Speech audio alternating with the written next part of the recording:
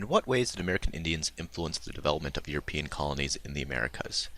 Um, so a lot of you did a good job of kind of pointing out a wide range of ways that American Indians were influential, and I liked how a lot of your answers are spread out between the three main sort of colonizing influences, the Spanish, the British, and the French.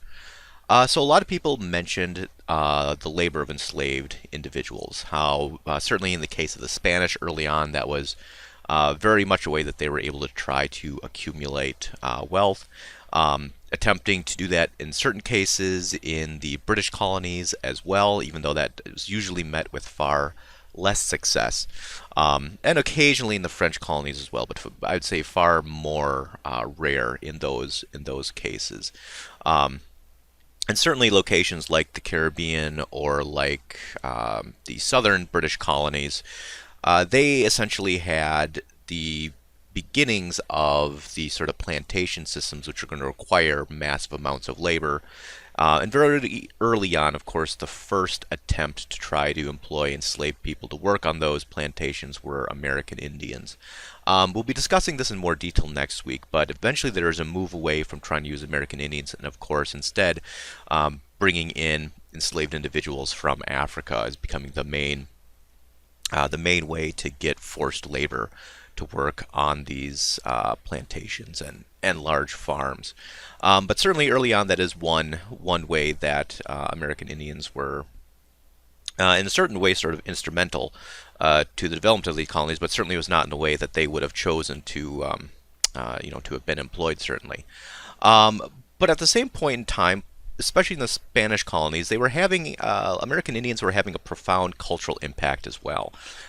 More so than the British colonies or the French colonies, the Spanish colonies eventually become a much more hybrid culture of both the American Indian peoples that whose land they began occupying and sort of the original Spanish colonies, particularly because there were these very large state systems of the Inca and the Mexica, which are already established, and once larger governmental structures begin to be formed in the Spanish colonies, oftentimes there's sort of a hybrid synthesis of the bureaucracies and ruling structures of these American Indian empires combined with that of the Spanish crown. And of course, the people themselves become a very sort of multicultural, mixed and blended population. We mentioned in the PowerPoint sort of how there becomes this very intricate class structure, which is sort of based upon race, but it's very layered, depending upon how close your ancestry was to Europe, and that for many people in the Spanish colonies, they really did have influences of both American Indian traditions and cultures and European traditions and cultures in their lives.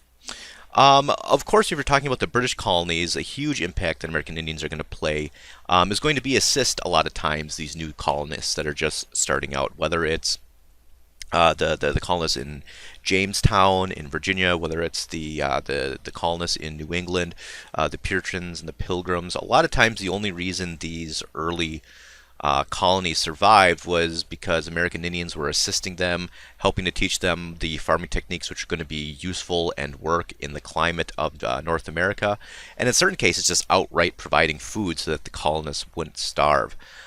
Also, oftentimes, they're going to be providing very convenient trading partners to get the sort of everyday necessities that these colonies are going to need, which is going to take a long time and a lot of effort to get from Europe.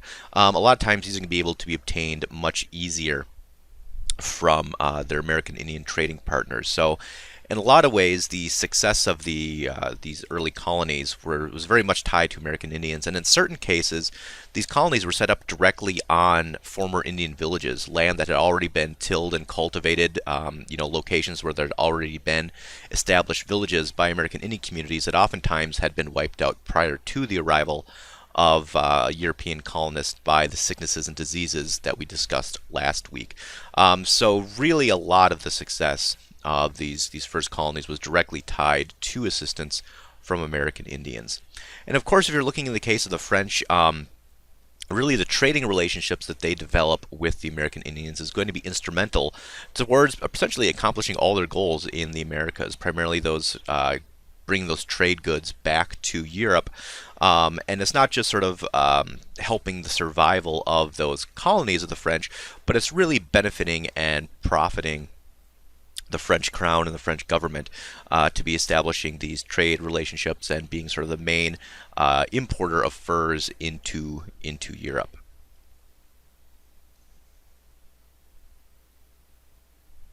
In what ways did religion influence events in North America between 1565 and 1640?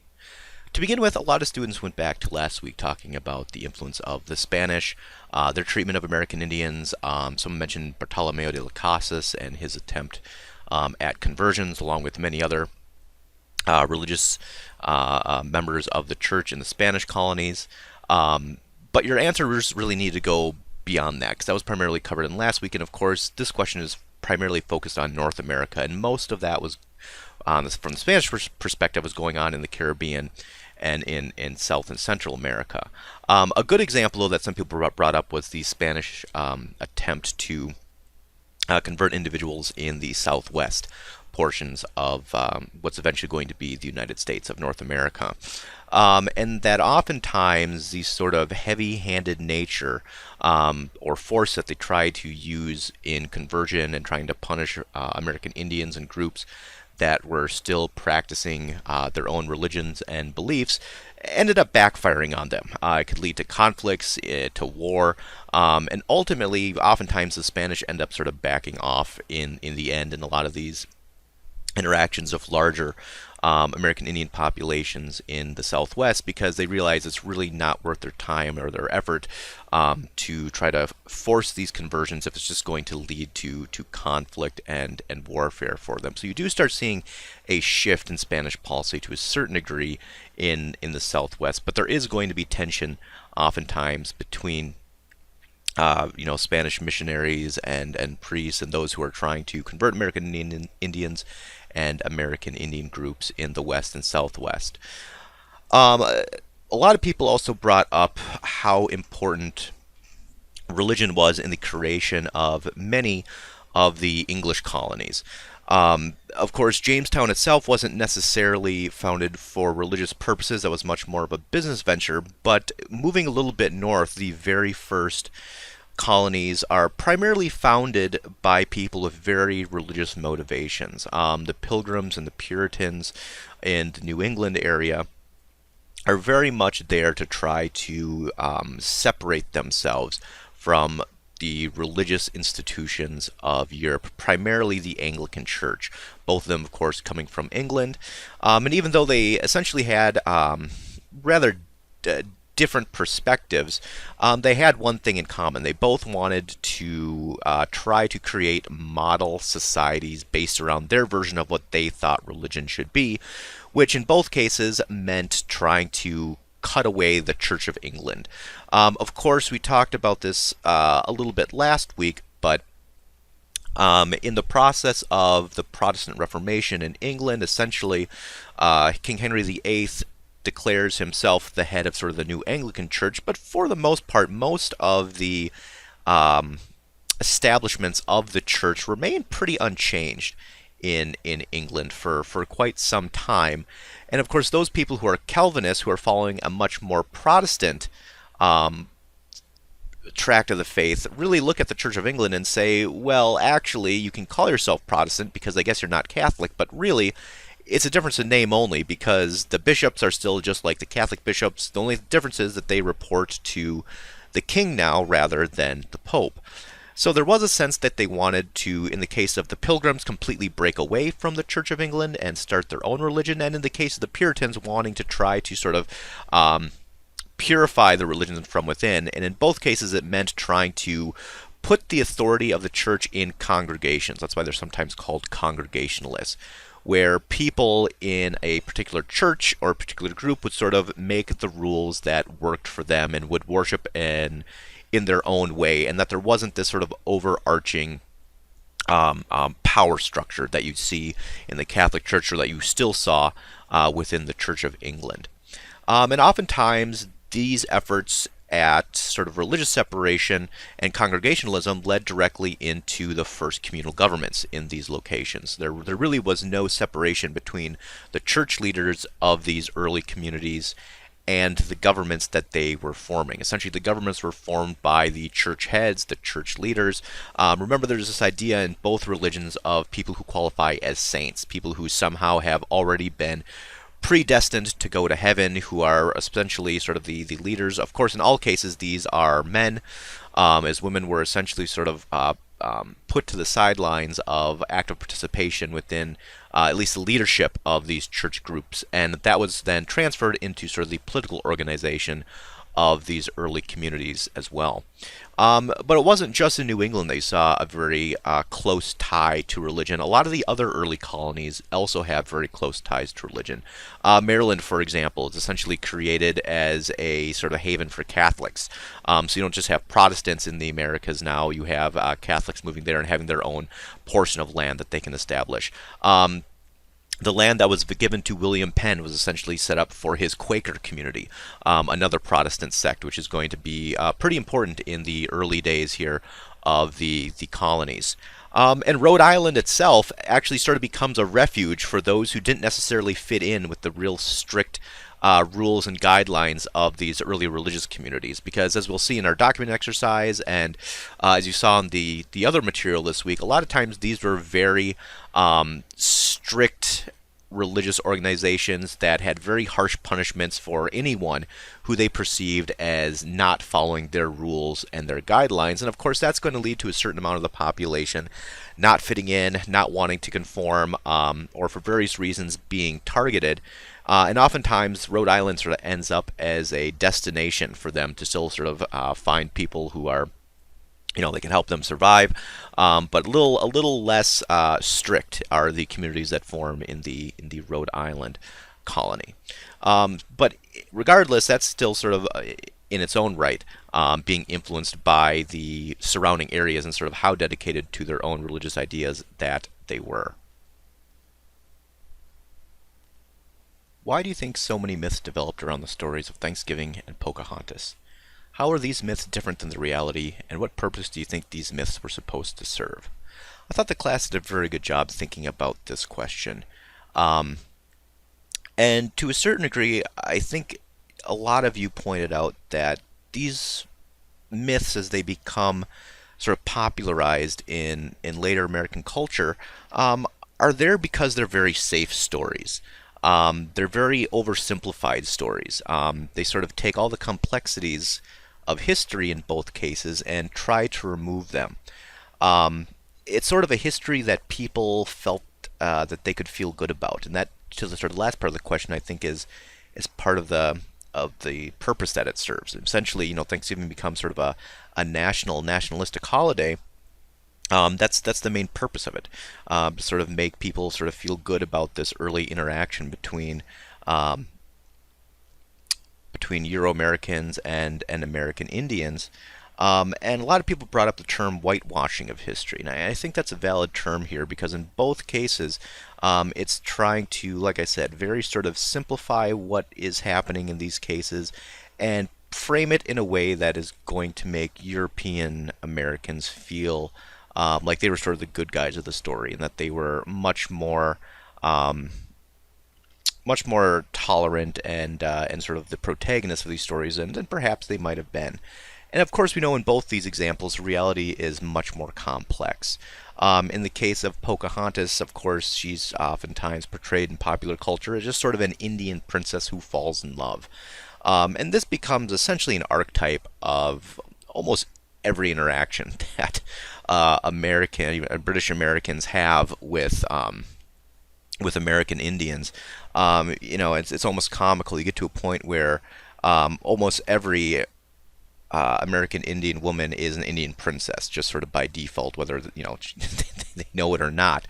And it sort of stems back to, I think, this tradition which is introduced here with this story. But of course, as opposed to just being an Indian princess who falls in love, of course, the history is very much more complex than that. That it's entirely possible that she was simply filling a diplomatic role, that the relationship between, her father and her tribe, the Wahasenequa, um, that she was much more probably filling some sort of an official capacity. And while there may have eventually been a friendship between herself and John Smith, she was, at that point in time, too young to be in a romantic relationship with him, which they were not.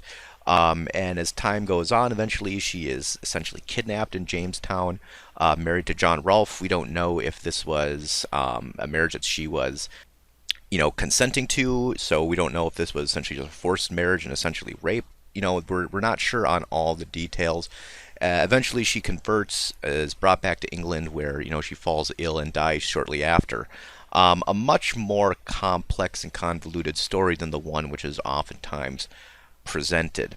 Um, and certainly, the version which is sort of commonly told is one that is going to, I'd obviously be the version of it that makes European Americans feel much better about themselves.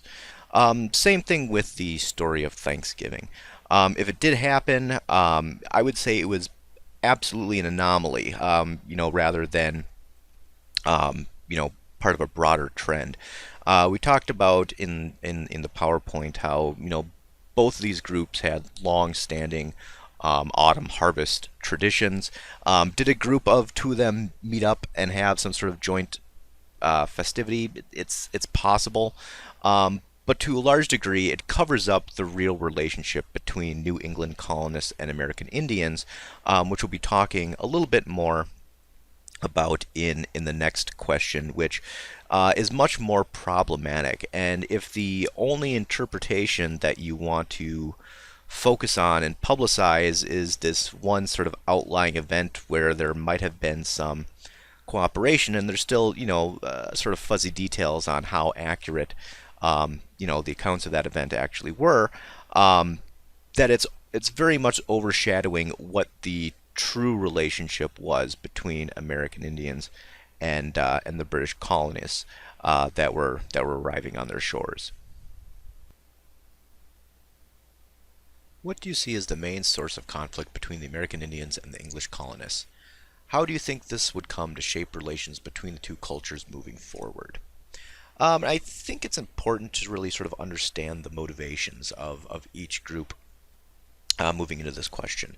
American Indians are oftentimes depicted as sort of very naive. Obviously, there's examples we talked about already of them helping these early colonists survive, particularly sort of early on in their existence by giving them food or helping to show them farming techniques. But I would say that the goals of the American Indians were much more complex. They were much more interested in forming diplomatic relations with what they just saw as sort of another group of people. Remember, the American Indians were much more decentralized, even more so after the Columbian exchanges came through and wiped out so many of them that, as I've mentioned in previous answers, most of these political units that the Europeans are coming into contact with are fairly new creations.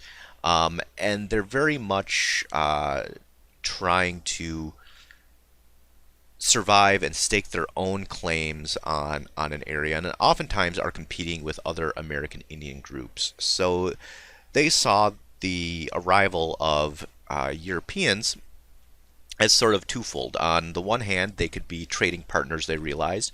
They realized that there were some things that they had that Europeans wanted, and that Europeans had things that they wanted, and they said, hey, just like we exchange with our neighboring American Indian groups, we should be trading with these people because it makes sense and benefits both parties. On the other hand, they oftentimes wanted to create alliances with these new arrivals against people that they were in conflict with or in competition with.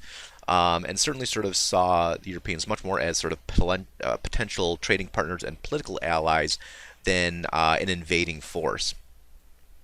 Unfortunately, particularly when you're talking about the region of New England and sort of the northern colonies, very early on, of course, the first groups that are occupying those areas were there for very religious reasons, right? That they were there to sort of form their own separate communities, and they're very much driven by a very uh, distinct religious ideology. And that brings us to sort of the two main points of contact. And that's what a lot of people did a fantastic job pointing out, being land and religion. Not just that they wanted to create these communities, but they wanted to expand these communities. And as the population grew, as more people arrived from Europe, as the natural population of these early colonies grew, they began expanding into new fields and into new locations, which oftentimes was land that was already occupied by American Indians. You could say, even though American Indians' ideas of land ownership somewhat differed from Europeans, that it was land that was owned by the American Indians that was being encroached upon in various ways by the European populations. So that's going to be a touch point of conflict between them. And it takes some of these American Indian groups not too long to realize that the colonies weren't just going to be content being sort of trading outlets on the coast, that they weren't simply going to be there to be sort of a friendly or an ally force to them, that they were going to potentially be a threat. And that's, of course, going to lead to conflicts like the Pequot War or King Philip's War, which are going to have some pretty devastating consequences both for the American Indian groups and for the populations of New England. One of the reasons why these conflicts are going to be, I would say, so pronounced was the aspect of religion. The Puritans and the Pilgrims very much had a an attitude that they were sort of a chosen people, right? That they were sort of the chosen saints to come and sort of found this new perfect society. We already talked about that in our aspect on religion, and to a certain degree, this gave them a very entitled attitude. They felt like this land that they were now settling on was essentially granted to them by God, that they were sort of had the divine right to live on this land. And to a certain degree, they looked at American Indians as in a very negative way. They looked at them as, of course, being not Christian. Unlike the Spanish, who were very interested in sort of converting American Indians to their religion, the New Englanders really were not interested in that to a large degree. They were much more interested in keeping a force that they sort of felt was demonic and evil at arm's length. And it's really interesting the way they even conceptualize some of these interactions. Of course, some of their first interactions with American Indians are very positive. American Indians essentially helping them survive. The way that they interpret this is that they essentially say, well, obviously American Indians are servants of the devil because they're not Christians, but they're helping us. So that just means that God made them do it. So God made these evil people help us. Isn't that great? Yay, God. Without ever really acknowledging how the American Indians are their own people who are choosing to help them out. So when you're looking at things through that sort of extreme of a filter, it led to very few cultural intermediaries who could bring the two sides together, who could work as diplomats or work as people who could sort of, if a problem is going to arrive, to try to avert it. With the case of both the Spanish and the French, eventually you're going to get a large number of people who are operating in both cultural realms, in both the realm of the American Indians and the realm of Europeans, who can sort of be go-betweens. They can be interpreters. They can, have relationships in both locations. Far more rare in the case of the American colonies. And back to the land part, it's even more pronounced, I would say, that aspect of it in the southern colonies, where the creation and the expansion eventually of large plantations is going to either make American Indian populations a target for enslaved of enslaved peoples, where the colonists are going to be trying to target them for that, which of course is going to be creating lots of competition and conflict with the American Indian populations that they are trying to target, and is only going to sort of pronounce the the divides there. And just in the case with New England, once more, there's going to be very few people who are going to be able to sort of bridge that gap, find peaceful solutions, solutions that work for everyone. So, as opposed to that, you get things like the Pequot War and the King Philip's War, which just turned into sort of catastrophic military engagements for both sides, where either American Indian groups are decimated and essentially sold into slavery into the Caribbean, or large percentages of the New England colonies are wiped out and attacked, uh, and leads to a very strained relationship. And this is just the last part of the question. The beginning of a very long process of continual pressure on American Indian groups in North America, with the goal of pushing them continually further and further west as the populations of Europeans on the East Coast expand. And the American Indian groups in this case ultimately find themselves completely outnumbered, completely outgunned, and usually they're having to choose between multiple bad options. There are no good options left for them oftentimes. And really, the story from here on out is a lot of times going to be them being forced to make the best out of a bad situation. So they're still going to be their own agents, their own actors. They're going to be making decisions that make most sense for them in their context. They'll still be occasionally, certain groups will be aligning themselves with the colonists. Some will be aligning themselves with the British, some with the French. Eventually, that's going to lead to increased conflict between those two countries, as we'll be seeing in the coming weeks. But the American Indians are always essentially going to be having to choose between bad options.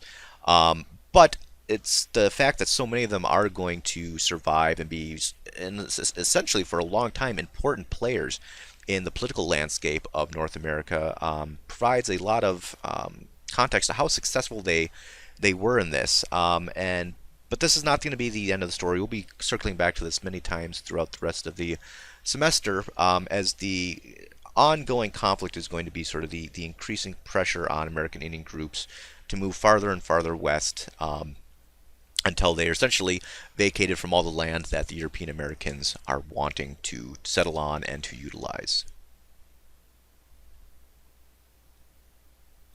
Compare and contrast the colonial strategies of the Spanish, French, and British in North America. What do you think are the most important elements in how each colony developed?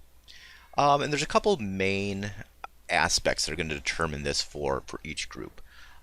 First is what primarily do the Europeans want in each location? Of course, early on, the Spanish are going to want gold. Primarily, the British are going to want land, and the French are going to want access to the trade networks established by American Indian groups. And this is very much going to impact how each of these colonies develop to try to sort of accomplish these goals. To a certain degree, in all three cases, though, what they're going to want to do is bring wealth back to their mother country, right? That's going to be the main goal, whether it is through those trade goods, whether it is through those gold, or increasingly it's going to be in the southern British colonies and the Caribbean, the use of plantations and growing cash crops. We'll talk about this more next week, but if you don't know what a cash crop is, essentially a cash crop is a crop that you're not growing for sustenance, you're not growing it to survive off of, you're growing it only to sell it and make profit. So things like sugar becomes a huge cash crop. Tobacco in the southern colonies becomes a cash crop. Coffee in the Andes. These are going to be cash crops which are going to be grown, and oftentimes they're going to be implying enslaved individuals as labor on these plantations to try to make them as profitable as possible. We'll be talking more about that next week. But sort of what each colony wants is very much going to be, or what each sort of country wants is very much going to be influencing how they are being set up. Another thing to think about is how much direct control does each government have on their colonies. Very early on, the Spanish have not all the Spanish crown doesn't have a ton of control, right? It's sort of the conquistadors all doing their own thing. The owners of those encomiendas all sort of, making the American Indians that were assigned to them work and try to find profit and make profit for them. But as time goes on, that's going to change, and the Spanish crown is going to be exerting much more direct control in the Americas, which is going to have some pretty profound impacts on how Spain is going to be developing. In Britain early on, there was also very much not a lot of direct control. Like the New England colonies are going to sort of be able to do their own things. The middle colonies, Maryland, is going to be able to do its own thing. The southern colonies, Jamestown and Virginia, eventually the Carolinas, they're going to be doing their own thing. And the British, even though, there's supposed to be revenue and so forth coming back to the British Crown, it's not like Spain where there are these large gold shipments, routinely being shipped back, or eventually the direct governmental control that they're going to be influencing and exerting on their colonies. The French are going to have certainly a close relationship with sort of French authorities, primarily through the creation of these sort of large companies, which are going to be developing these relationships with American Indian groups and sending sort of their own representatives into the heartland of the continent to make these exchanges with the American Indian groups. Of course, that's where you get the idea of voyageurs, right? Essentially, people who are going to be hired and paid to go into the interior of the Americas, exchange goods with American Indians, bring those furs back to the coast, and then sent back to England. So a pretty sophisticated network is going to be developed within Spain, or within France, New France.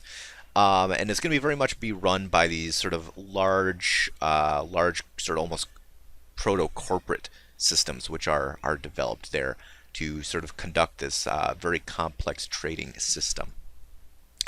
And of course, the relationship with American Indians is also going to have a profound impact on how each of them develops.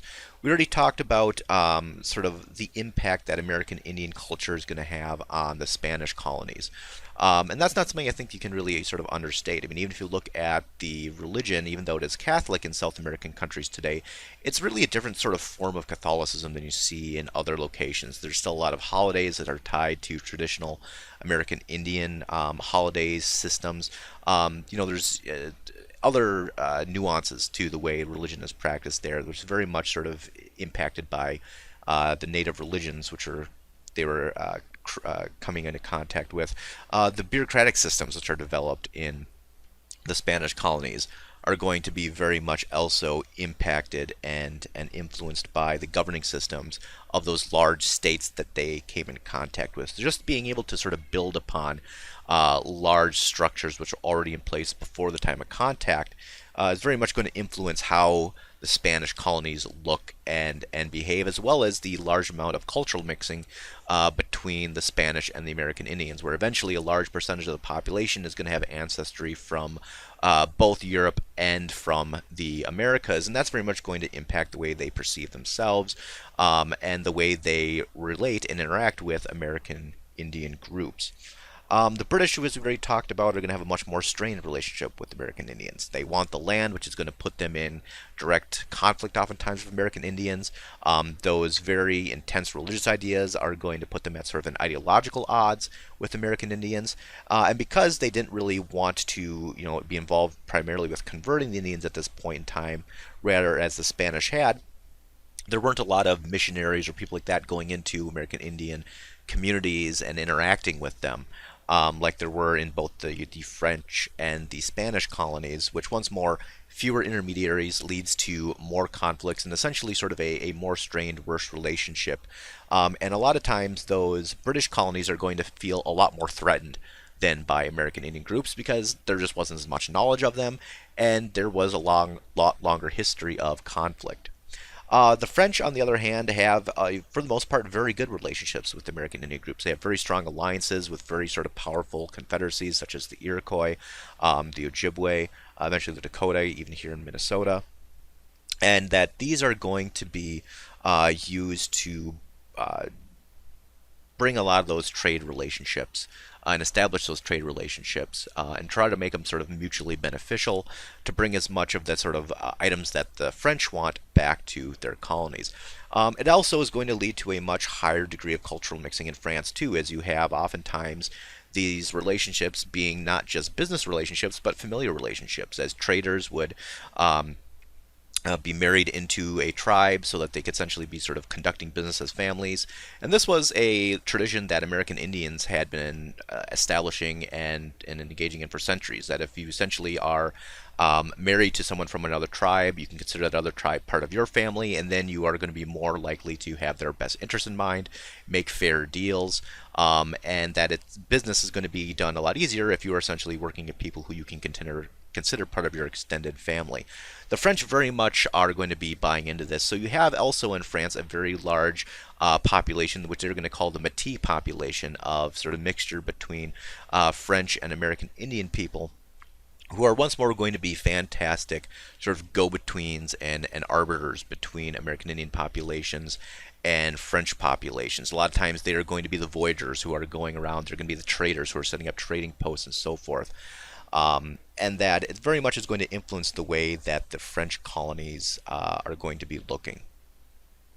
And the last thing I'll mention here is all these colonies are going to be changing throughout time, just the way, because this is the way they're sort of being developed at this point in time. The main thing that's going to influence how they're developing moving forward is sort of how they are fitting into the expanding Atlantic world. The world of the Atlantic, meaning Europe, Africa, West Africa, the Caribbean, the coast there in South America, and North America, are all going to become increasingly interconnected with one another. Trade and commerce is going to become easier, along with just transportation and travel. News is going to be exchanged much faster. Populations are going to be changing as more and different people from Europe choose to move into the Americas. And all of this is going to be very much influencing how these various locations are going to be developing over the next couple hundred of years. So we'll be seeing that in our upcoming units. Moving on to our document here, according to Winthrop, what social and religious principles should be used to govern the new settlements at Massachusetts Bay? And really this taps into the goal of the Puritans in Massachusetts, right? That Winthrop and others wanted to make this an example of sort of an ideal community. That idea of a city upon a hill where everyone else in the world, quote unquote, is going to be looking at them. So they need to sort of make this into sort of the ideal community.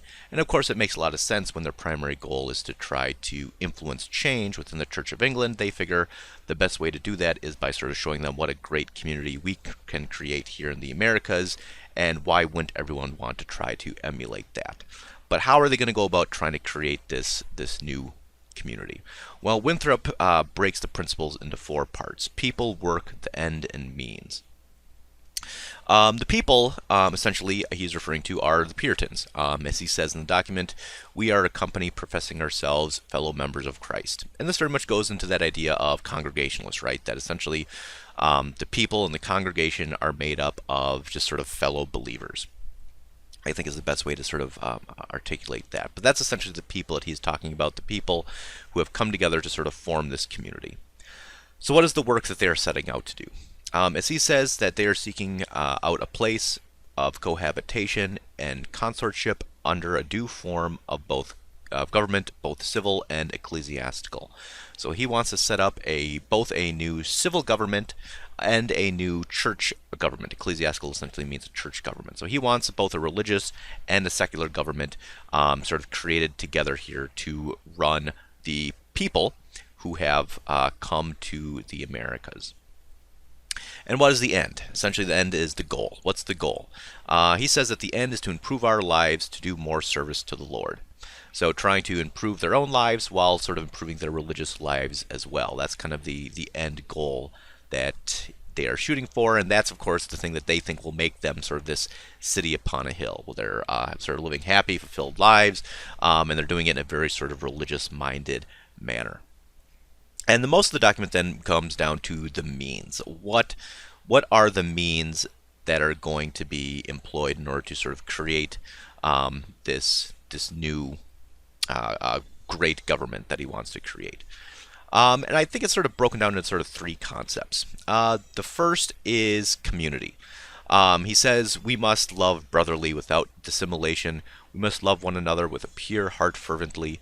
We must bear one another's burdens. So there needs to be a strong community. You need to sort of be watching out for people, for your neighbors. He goes on in a different segment. We must delight in each other's, make others' conditions our own, rejoice together, mourn together, labor and suffer together, always having before our eyes our commission and community. So a very sort of collectivist ideal here, that the communities aren't just made up of a whole bunch of sort of individuals all doing this kind of their own thing, but it's everyone coming together to sort of work together to make this community work. And that's sort of one of the key tenets that he is setting up here.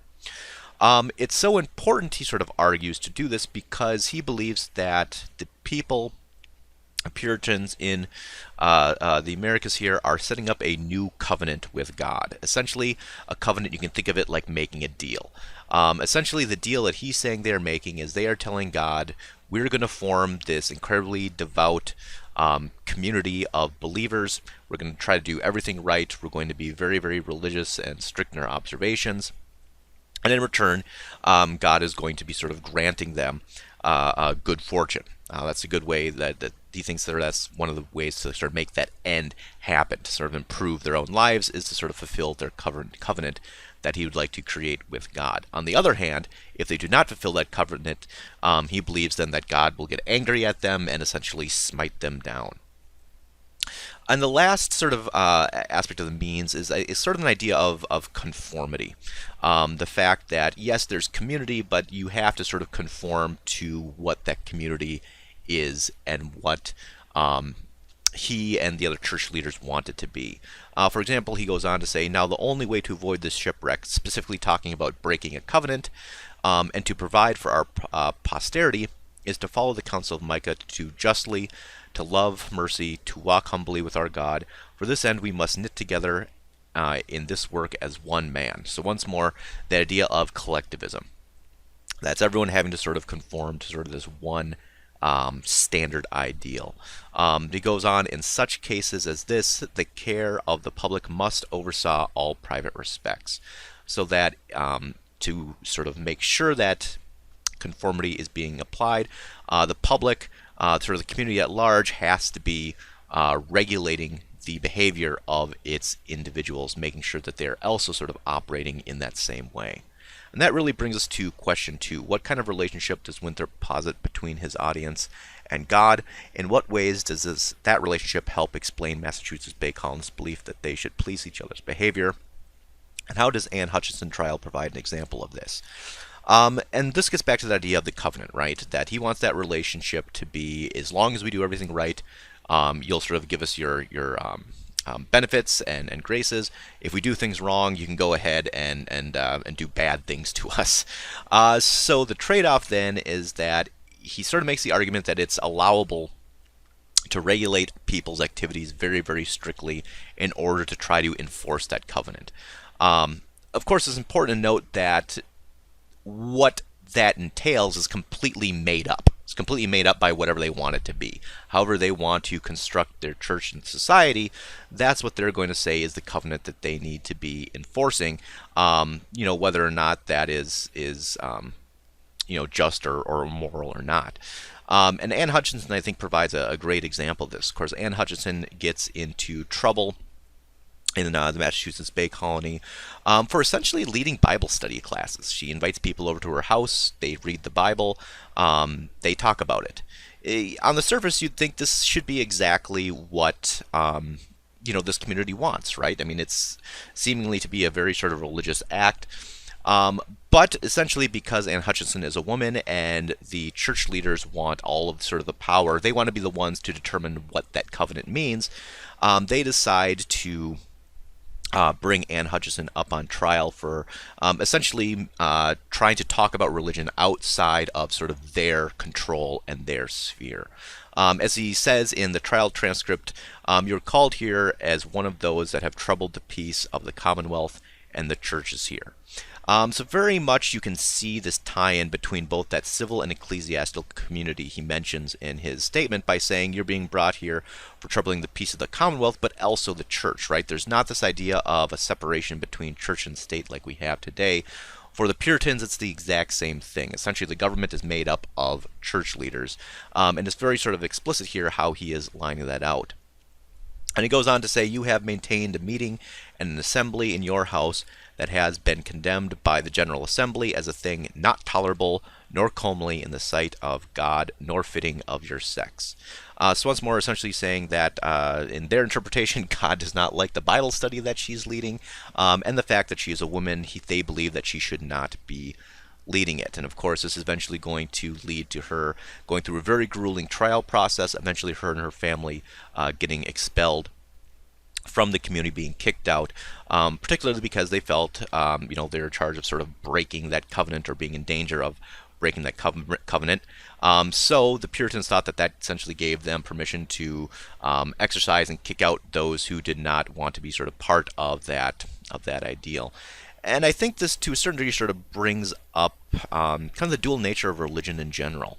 How on the one hand you see the city upon the hill, this ideal of being sort of a very inclusive and communal message, but at the same time that message can be turned and become very hostile and exclusionary for anyone who doesn't neatly conform into whatever sort of guidelines that you are working with and operating with.